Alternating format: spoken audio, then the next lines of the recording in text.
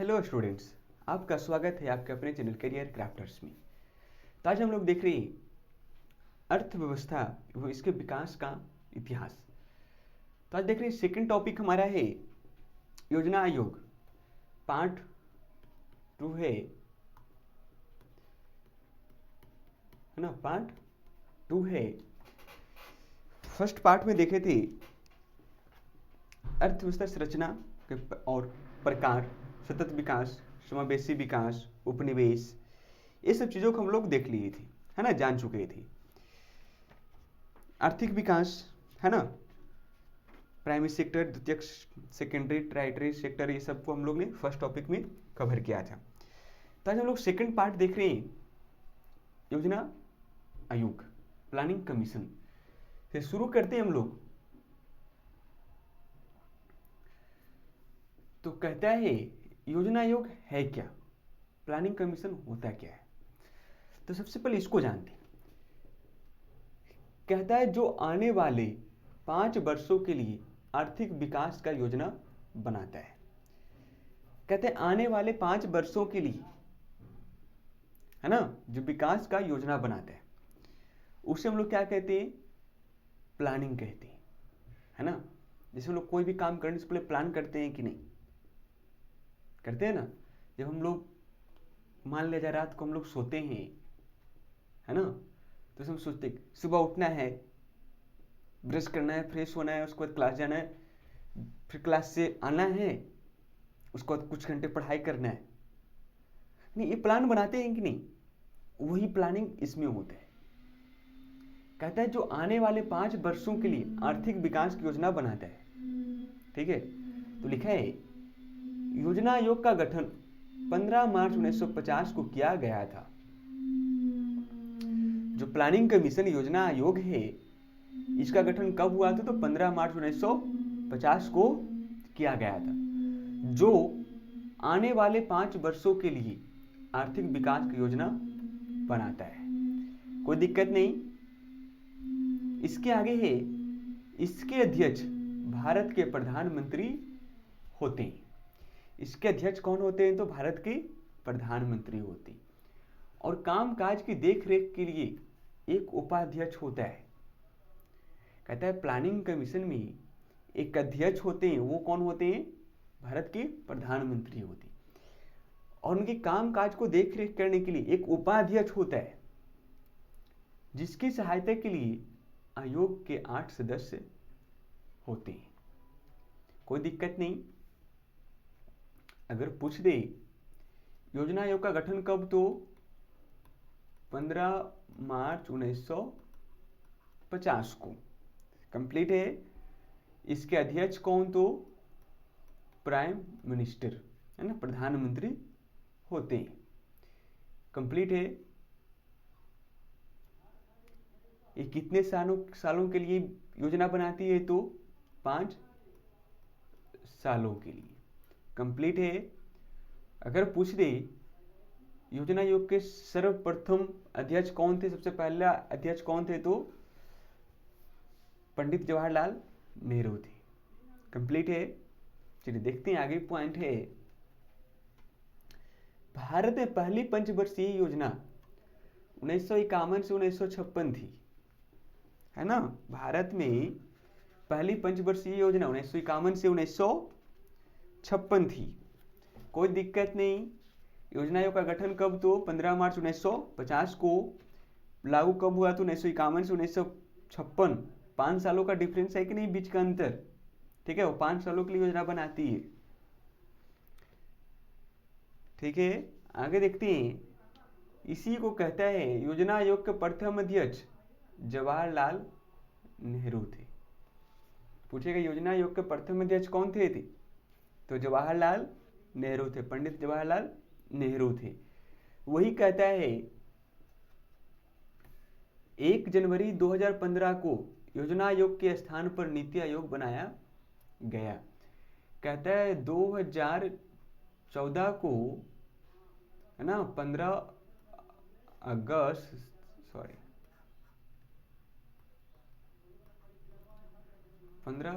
2014 को योजना आयोग को भंग कर दिया गया था, है ना। अब भंग करके क्या बनाया गया, नीति आयोग बनाया।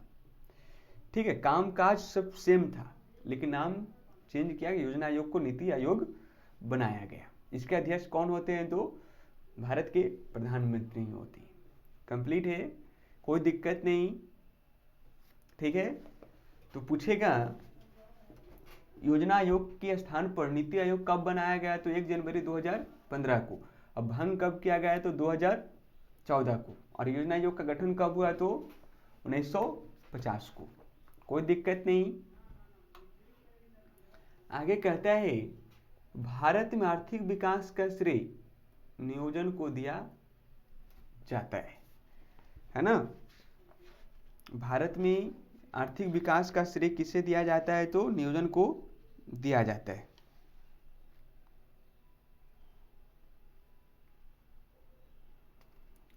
ठीक है, कोई दिक्कत नहीं। पूछेगा फिल्म कि भारत में आर्थिक विकास का श्रेय किसे दिया जा सकता है, तो किसे, तो नियोजन को दिया जा सकता है। कोई दिक्कत यहां तक नहीं होना चाहिए। चलिए, एक पॉइंट है, कहता है आर्थिक नियोजन, है ना। इकोनॉमिक प्लानिंग का अर्थ एक समयबद्ध कार्यक्रम के अंतर्गत पूर्व निर्धारित सामाजिक एवं आर्थिक उद्देश्यों की प्राप्ति के लिए अर्थव्यवस्था में उपलब्ध संसाधनों का नियोजित समन्वय एवं उपयोग करना है। कहता है आर्थिक नियोजन का क्या अर्थ होता है, वो समझते हैं। कहता है आर्थिक नियोजन का अर्थ है एक समयबद्ध कार्यक्रम के अंतर्गत पूर्व निर्धारित, पहले से निर्धारित सामाजिक एवं आर्थिक उद्देश्यों की प्राप्ति के लिए, है ना, जो पहले से निर्धारित है सामाजिक एवं आर्थिक उद्देश्य की प्राप्ति के लिए अर्थव्यवस्था में उपलब्ध संसाधनों का नियोजित समन्वय एवं उपयोग करना है। कहते जो भी संसाधन पहले से उपलब्ध है उसका सही ढंग से सुनियोजित तरीके से उसका उपयोग करना है। कंप्लीट वही क्या कहलाता है, आर्थिक नियोजन कहलाता है। कोई दिक्कत नहीं। तो योजना आयोग आप समझ गए, नहीं समझे तो आप हमें कमेंट करके जरूर बताइए, फिर से इसको समझाने का कोशिश करेंगे किसी अलग पैटर्न से, है ना। तो अगला है राष्ट्रीय विकास परिषद, नेशनल डेवलपमेंट काउंसिल, जिसको लोग शॉर्ट में क्या बोलते हैं, एनडीसी, है ना। इसका गठन कब हुआ था, तो 1952 में हुआ था। ठीक है, 1952 में एनडीसी का गठन हुआ था। क्यों हुआ था वो देखते हैं। कहता है राष्ट्रीय विकास परिषद का गठन आर्थिक नियोजन हेतु राज्य सरकारों तथा योजना आयोग के बीच तालमेल तथा सहयोग वातावरण बनाने के लिए किया गया था। कहता है कि देखिए कि योजना आयोग का गठन, है ना, जो हुआ था, और एनडीसी का गठन क्यों हुआ। ठीक है, तो कहता है एनडीसी का राष्ट्रीय विकास परिषद का गठन इसलिए हुआ था कि आर्थिक नियोजन हेतु राज्य सरकारों तथा योजना आयोग के बीच तालमेल तथा सहयोग का वातावरण बना रहे, है ना, कोई मतभेद ना हो। क्योंकि योजना आयोग क्या करता है, आने वाले 5 वर्षों के लिए योजना बनाता है ना। उसमें सरकार की भी तो भागीदारी जरूरी है। सरकार ही ने बताएगी राज्य में हमारे क्या क्या चीज का कमी हो रहा है। ठीक है, तो राष्ट्रीय विकास परिषद समझ गए। कहते हैं राष्ट्रीय विकास परिषद का गठन आर्थिक नियोजन हेतु राज्य सरकारों तथा योजना आयोग के बीच तालमेल तथा सहयोग वातावरण बनाने के लिए किया गया था। कंप्लीट है। कोई पूछेगा राष्ट्रीय विकास परिषद का गठन क्यों किया गया था, तो राज्य सरकार और योजना आयोग के बीच तालमेल और सहयोग वातावरण को बनाने के लिए किया गया था। कहता है इसका गठन 6 अगस्त 1952 को किया गया था। जो एनडीसी है, राष्ट्रीय विकास परिषद, इसका गठन कब हुआ था, तो 6 अगस्त 1952 को किया गया था। कहता है इसके सदस्य सभी राज्य के मुख्यमंत्री होते। अगर पूछते राष्ट्रीय विकास परिषद, है ना, कि सदस्य कौन होते हैं, तो सभी राज्यों के मुख्यमंत्री होते। कोई दिक्कत नहीं, एनडीसी आप समझ गए। चलिए अगला है मौद्रिक विकास, है ना, मॉनेटरी ग्रोथ। ठीक है, तो मौद्रिक विकास को हम लोग जानते हैं, इससे पहले जानते हैं ग्रोथ। ये जो ग्रोथ है ना, इसका सभी जगह उपयोग नहीं होता है। इस ग्रोथ का उपयोग विकसित देशों के लिए किया जाता है। ठीक है, एक अर्थशास्त्री थे डॉक्टर ब्राइट्स, उनका कहना था ग्रोथ शब्द का प्रयोग विकसित देशों के लिए किया जा सकता है। ठीक है, चलिए देखते हैं हम लोग मौद्रिक विकास क्या है।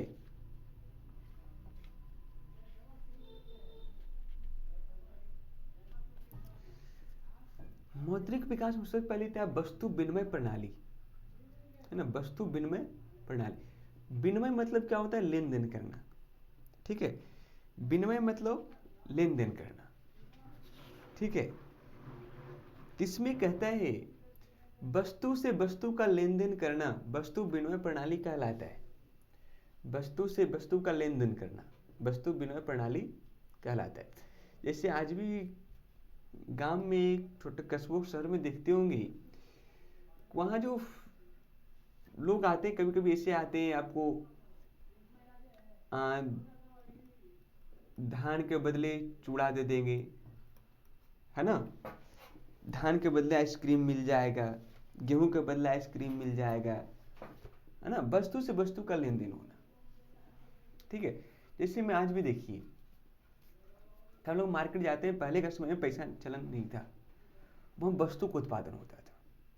ठीक है, अगर किसी को कोई सामान चीनी लेना होता था और उसके घर में कुछ और मात्रा में उसके पास दूध है ना, तो वो दूध के बदले चीनी ले सकता था।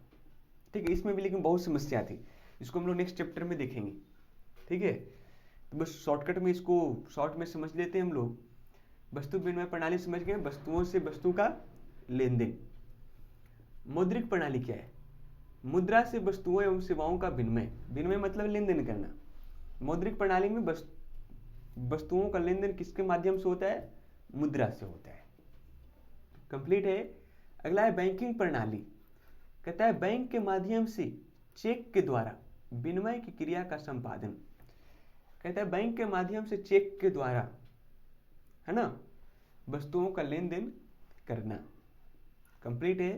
कोर बैंकिंग प्रणाली क्या है? कहता है जब एक व्यक्ति एक स्थान से दूसरे स्थान तक बिना विलंब के बैंक के माध्यम से पैसे का लेन देन करता है। कहता है जब कोई एक व्यक्ति एक स्थान से दूसरे स्थान तक बिना कोई समय गवाए, है ना, वही बैंक के माध्यम से पैसे का लेन देन करता है, इसे क्या कहते हैं? कोर बैंकिंग प्रणाली कहती है। कंप्लीट है। एक जगह से दूसरे जगह पैसा का आदान प्रदान करना कोर बैंकिंग प्रणाली कहलाता है, वही बैंक के माध्यम से। कंप्लीट है। अगला एटीएम प्रणाली।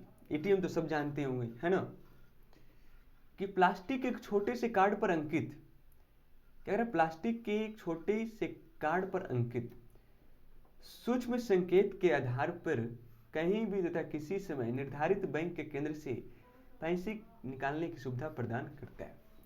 कहता है जो एटीएम जो है ना, एक प्लास्टिक का एक टुकड़ा है, उसमें सूक्ष्म में कुछ अंक निर्दिष्ट होते हैं, उस पर कुछ लिखे होते हैं। ठीक है, उस कार्ड से बैंक के द्वारा एक कुछ केंद्र लगाए जाते हैं, सेंटर बनाए जाते हैं, वहां से आप पैसा जमा निकालने की सुविधा वो प्रदान करते हैं। इसको भी देखेंगे हम लोग नेक्स्ट चैप्टर में, सबको पढ़ना है मौद्रिक प्रणाली को। अगला है डेबिट कार्ड। कहता है बैंक द्वारा दिया गया प्लास्टिक का कार्ड जिसके द्वारा बैंक में अपनी जमा राशि को पैसे का उपयोग करना है।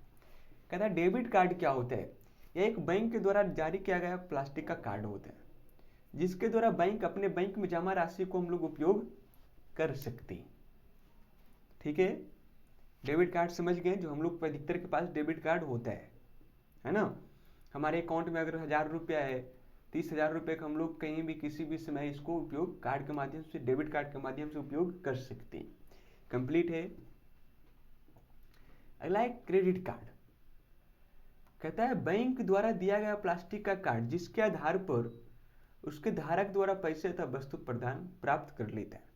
कहता है क्रेडिट कार्ड क्या होता है ना, ये बैंक के द्वारा दिया जाता है, और डेबिट कार्ड ही बैंक के द्वारा दिया जाता है, लेकिन क्रेडिट कार्ड उस व्यक्ति को दिया जाता है जिसपे बैंक भरोसा करता है ना। उसमें क्या होता है कि अगर बैंक जिस व्यक्ति को क्रेडिट कार्ड मिला है, अगर उसके अकाउंट में रुपया जमा ना है जमा ना हो, ठीक है, लेकिन निश्चित राशि जो बैंक है एक निश्चित राशि उसमें फिक्स कर देती है। अगर उसके अकाउंट में पैसा नहीं भी है तो एक निश्चित राशि तक वो रुपये का आदान प्रदान वो कर सकता है, तो उसे हम लोग क्रेडिट कार्ड कहते हैं। कंप्लीट है, कोई दिक्कत नहीं यहाँ तक? अगर दिक्कत होगा तो आप लोग कमेंट करके जरूर बताइएगा, ठीक है। तो क्रेडिट कार्ड डेबिट कार्ड समझ गए, दोनों में अंतर समझ गए क्या है, लेकिन दोनों में सेम है, दोनों बैंक ही जारी करता है ना, ठीक है। तो आज हम लोग इतना देख लिए, योजना आयोग, मौद्रिक विकास, सतत विकास, ठीक है। तो इसमें किसी प्रकार का दिक्कत होता है तो आप हमें कमेंट करके जरूर बताएं। आप वीडियो को ज़्यादा से ज़्यादा दोस्तों में शेयर करिए, ठीक है। आप वीडियो को लाइक भी करिए अच्छा लगता है तो, और किसी प्रकार का कुछ समस्या हो तो कमेंट करके हमें जरूर बताइए। और जिन लोगों को नोट्स चाहिए वो डिस्क्रिप्शन से एक ऐप का लिंक है, वहाँ से आप डाउनलोड कर लीजिए, वहाँ पर चैप्टर वाइज नोट्स और टेस्ट दोनों मिल जाएंगे, है ना, ठीक है। नोट्स और टेस्ट दोनों मिल जाएंगे उस ऐप में, और वो चैप्टर वाइज है, तो उस एप्लीकेशन को आप इंस्टॉल कर लीजिए, ठीक है।